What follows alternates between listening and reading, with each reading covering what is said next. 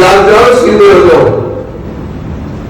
सिर्फ 3 मिनट, और ऐसी 3 मिनट धरती हिले। बोले भारत माता की, भारत माता की, भारत माता की।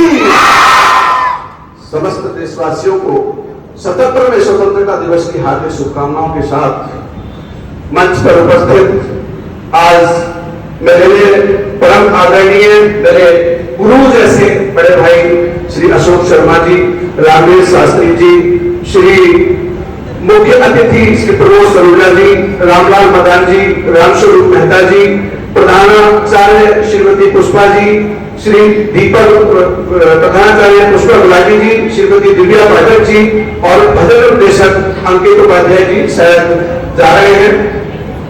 बड़े अजीबो गरीब स्थिति से एक शब्द में बोलना चाहता हूं।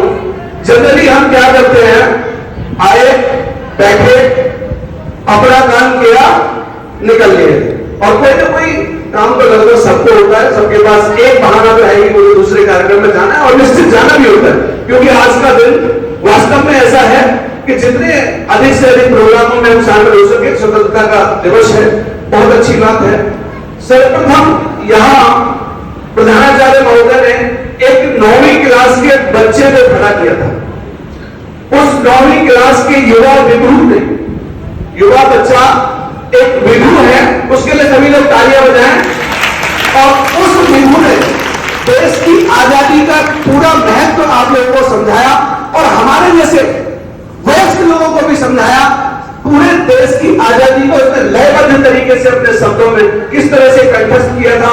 एक बार पुनः तालियां, और आप अपने लिए भी तालियां बजाएं, क्योंकि बच्चों आप एक ऐसी संस्था में पढ़ रहे हैं, यह आपका सौभाग्य है कि आप एक ऐसी संस्था में पढ़ रहे हैं जहां ज्ञान विज्ञान के साथ साथ आपको संस्कार की शिक्षा दी जा रही है। कमी सिर्फ संस्कारों की है। देश आजाद हुआ, देश को आजाद हुए तो 76 वर्ष हो गए, आज हम स्वतंत्रता दिवस मना रहे हैं, लेकिन वास्तविकता यह है कि हमें इस आजादी को बचा के रखने के लिए जो प्रयास करने हैं उस पर कहीं ना कहीं कमी नजर आती है। वास्तविकता है, संस्कारों की कमी है। आज बुजुर्गों को वृद्धाश्रम में छोड़ दिया जाता है, बच्चे यहां से उच्च शिक्षा लेकर के अमेरिका प्रदेश चले जाते हैं, और जब पता लगता है कि उनके पिताजी का देहांत तो 1 हफ्ते पहले हो गया था, घर में से बदबू आ रही थी, तो किसी पड़ोसी ने पुलिस को बुला करके दरवाजा तोड़वाया, और पता लगा कि एकदम पुलिस के जांच से पता लगता है कि ये 1 हफ्ते पहले स्वर्गवासी हो गए थे। बहुत तो करना है हमें। शिक्षा वास्तव में अग्रसर रूप में बहुत अच्छी शिक्षा की हमें आवश्यकता है। निश्चित हमें अंग्रेजी भाषा भी पढ़ने की आवश्यकता है, लेकिन पढ़ करके अपना देश छोड़ के और इस तरह से अपने बुजुर्ग माँ बापों को छोड़ के चले जाने की बिल्कुल आवश्यकता नहीं है। आज देश में ऐसी सरकार है जिसमें जिन कंपनियों में हमारा युवा नौकरी करने के लिए विदेशों में जाया करता था, आज उस सभी कंपनियों में कार्यालय मेक इन इंडिया के तहत भारत में है। सौभाग्य है आपका, जब आप यहां से पढ़ करके निकलेंगे तो आपको इंग्लैंड, अमेरिका, जापान जाने की बिल्कुल आवश्यकता नहीं है। वो सारा देश, सारी संस्थाएं आपकी सेवा में खड़ी होंगी। आपको सिर्फ उच्च शिक्षण संस्थाओं से अच्छी शिक्षा लेने की आवश्यकता है, लेकिन उसके साथ साथ संस्कारों की शिक्षा अवश्य लेनी है। और जिस तरह से इस संस्था में, मैं बहुत अधिक समय नहीं लूंगा आपका, निश्चित मैं थोड़ा ज्यादा बोलता हूं तो आपको दिक्कत होगी, लेकिन फिर भी मेरा मन है बोलने का। देखिए, जिस तरह से पूरे देश में इस समय माहौल है, देशभक्ति का माहौल है, हमने पहले कभी नहीं देखा। बच्चा, आप सौभाग्यशाली हो कि आप इस युग में जन्मे हो। आप सोचकर देखिए, उस युग के जन्मे हुए बच्चों के विषय में सोचकर देखिए, जो बोली की टाट पर बैठकर पढ़ा करते थे। उसका मैं भी एक उदाहरण हूं। मैं अपनी टाट की बोली और अपना बस्ता और अपनी तख्ती लेकर के सरकारी स्कूल में जाया करता था, और नीचे जमीन पे कच्ची मिट्टी पर बैठ के हमने पढ़ाई की है। तो हमारे जो पूर्वज थे, जिन्होंने ये सब करते करते भी देश को आजाद कराया, जो आजाद वीर थे, जिन्होंने अपने लहू की एक एक बूंद इस देश को आजाद कराने के लिए कुर्बान कर दी, हमारा फर्ज है कि हम देशभक्ति का पाठ पढ़ें। हमारा फर्ज है कि हम संस्कृति और संस्कारों की पाठशाला में अध्ययन करें। जब जब कभी मन होता है कि जो भरा नहीं है भावों से बहती जिस तरह से धार नहीं, जो भरा नहीं है भावों से बहती जिस तरह से धार नहीं, वह हृदय नहीं है पत्थर है जिसको स्वदेश से प्यार नहीं, जिसको स्वदेश से प्यार नहीं। देखो और प्यारे बच्चों, इस जोश को बनाए रखना से पहले 2 मिनट। जब तक मैं कभी इस मंच पे आता हूं तो मुझे ऐसा लगता है कि मैं उसी प्रांगण में इसी संस्था का पढ़ा हुआ बच्चा हूं, मुझे बहुत अच्छा लगता है। लेकिन जब हम आजाद हुए तो दुश्मनों ने जाते जाते भी हमारे इस देश को 2 टुकड़ों में बांट दिया।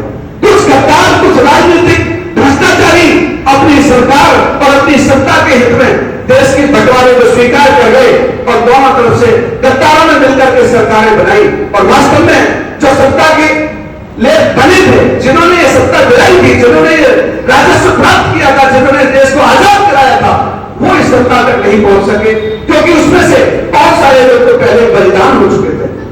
सत्ताधीशों ने सत्ता पर काबिज होते ही देश को क्या पढ़ाया? झूठा इतिहास पढ़ाया।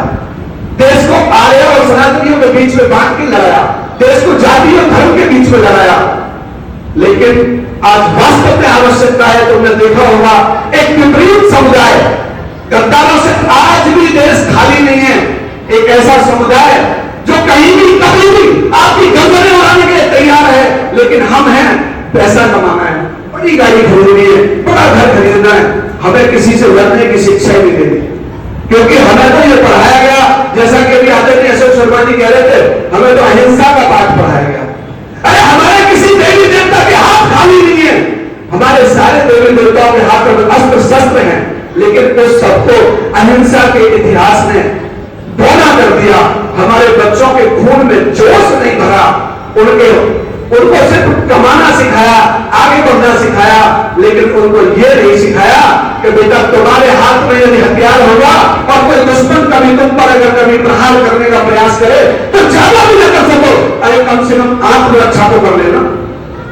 सरकार का कानून भी कहता है कि आपके पास हथियार है, मत चलाइए, मत प्रदर्शन कीजिए उसको। लेकिन कोई आदत आई, कभी तुम्हारे परिवार की आवाज लूटने का प्रयास करे तो तब तो हथियार उठा लो यार, तब तो कम से कम उसका डट के मुकाबला करो और उड़ा दो करें दुश्मनों की, जो हमारे देश की तरफ देखे, जो हमारे परिवार की तरफ देखे, ऐसे दुश्मन का सत्यानाश कर दो। गद्दारों की वजह से जिस देश को हमारे साथ आजादी मिली थी, उनको भी 15 अगस्त पर आजादी मिली थी, लेकिन जिन्ना की मौत के बाद उन्होंने 14 अगस्त को अपना देश की आजादी का दिवस बनाया। पता है क्यों? क्योंकि 14 अगस्त को हमारा देश विभाजन की विभीषिका बनाता है। आज तक इसको नहीं मनाया गया, लेकिन वर्तमान भारत सरकार ने विभाजन की विभीषिका मनाने का प्रयास किया और आज कल 14 तारीख को पूरे देश में विभाजन की विभीषिका मनाई गई। जो लोग 2 पीढ़ी पहले, 1 पीढ़ी पहले, शायद अब उनमें के बहुत कम लोग बचे हैं, वो लोग तो हैं जो गोदी में पाकिस्तान से यहां आए थे, लेकिन उनमें के मैक्सिमम लोग जा चुके हैं जो गोदी में लेकर आए थे, उनमें के बहुत कम लोग हैं। बहुत बड़ा नरसंहार हुआ था, ट्रेनें में काट के लाशें यहां भेजी गई थी। जिन वीरों ने आजादी दिलाई वो इस कर्म को देख ना सके, वो पहले कुर्बान हो चुके थे, लेकिन दुष्टों ने, गद्दारों ने, राक्षसों ने, डकारों ने असहाय लोगों पर हत्या, बलात्कार, लूट, सब कुछ सारा धन लूट लिया और लोग यहां आकर के बसे। लेकिन जब यहां से एक और परिवार जाना चाहता था, वो उस पाकिस्तान का, उस पंजाब का हिस्सा बनना चाहता था, रेगिस्तान बनाना चाहता था, और वो मैं भी एक दूरदर्शन पर एक राष्ट्रीय कार्यक्रम में एक कविता को उसको पढ़ा था, स्टोरी को, उसमें बताया गया कि ये लोग भी यहां से जाना चाहते थे, लेकिन देश के बड़ा महादानी दाढ़ी वाले बाबा, चश्मे वाले बाबा एक गांव में पहुंच गए और उनसे गुजारिश की कि आप यहाँ देश छोड़ के मत जाओ, मैं जब तक हूं तब तक मेरी सांस में सांस है, तुम्हें कोई आंख उठा के नहीं देखेगा, और उन्होंने यहाँ बसा दिया। आज भी ये लोग बिल्कुल सही तरीके से चलते चलते बीच में नकारा राजनीति के शिकार हो जाते हैं और गद्दार राजनेता, कांग्रेस की ओछी मानसिकता के नेता इनको बरगला देते हैं और ये हमारे नरसंहार में उतारू हो जाते हैं। आपने देखा होगा इस तरह की घटनाओं का कोई जिक्र नहीं है, और जब तक इस तरह की घटनाओं को होती रहेगी, देश में गद्दार और चोर रहेंगे, हम उनको भरने फूलने देंगे, हम उनकी जगह को पानी देंगे, तो सावधान हो जाइए। ऐसी राजनेताओं की नजर सत्ता में आज भी है, आज भी वो तुम्हारी वर्तमान सरकार को बदनाम करके बिना तरीके नई नई बातें कर करके उतार देना चाहते हैं और गठबंधन बनाते हैं। किस नाम से? इंडिया। अरे इंडिया तो भाई देश का नाम है, तुम्हारे गठबंधन का नाम कैसे हो सकता है? खैर चलो छोड़िए राजनीति की बात है। लेकिन हम अक्सर क्या कहते हैं कि चोरी होगी हमारे घर में। चोरी साफ तब होती है जब हम अपना माल खुले पर छोड़ दें, हम अपनी संपत्ति की, अपने परिवारों की, अपने देश की रक्षा न करें, तब हमारी चोरी होती है। इसलिए इस चोरी से बचने के लिए अब देखो ना, आप उत्तर प्रदेश की भाषा में एक बात सुनाता हूं। माल रखावे ना आप नो, चोर को गाली दे। अपने माल की रक्षा हम स्वयं करते नहीं, पर चोर को गाली देते कि हमारे घर में चोरी होगी। माल रखावे ना आप नो, चोर को गाली दे। अरे चोर बेचारे क्या करे, वो सूरी देख के ले। आपकी समझ में आ जाएगा, शायद नहीं आया, मैं बता देता हूं कि चोर की गलती नहीं है, चोर की तो फितरत है, उसने तो चोरी करनी है, उसका तो कार्य है, कर्तव्य है, उसने तो सीखा ही है। लेकिन चोरी वो तब करेगा जब आपकी वस्तु सूनी पड़ी होगी, वो तब उठाएगा। आपने अपनी संस्थाओं को सुना छोड़ दिया, अपने विचारों को नीचे गिरा दिया। इसलिए देश को आजादी मिली, इस आजादी को कायम रखने के लिए आप सबको सरकार का साथ देने की आवश्यकता है और देश में इस समय की जो सरकार है इसके साथ कंधे से कंधा मिला करके चलने की आवश्यकता है।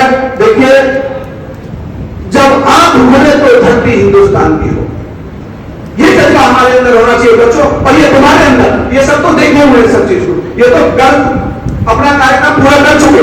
जब आंख खुले तो धरती हिंदुस्तान की हो, जब आंख बंद हो तो यादें हिंदुस्तान की हो, जब आंख बंद हो तो यादें हिंदुस्तान की हो। हम मर भी जाएं तो कोई गम नहीं, हम मर भी जाएं तो कोई गम नहीं, मरते वक्त भी यदि मिट्टी मिले तो वो हिंदुस्तान की हो, वो हिंदुस्तान की हो। जय हो।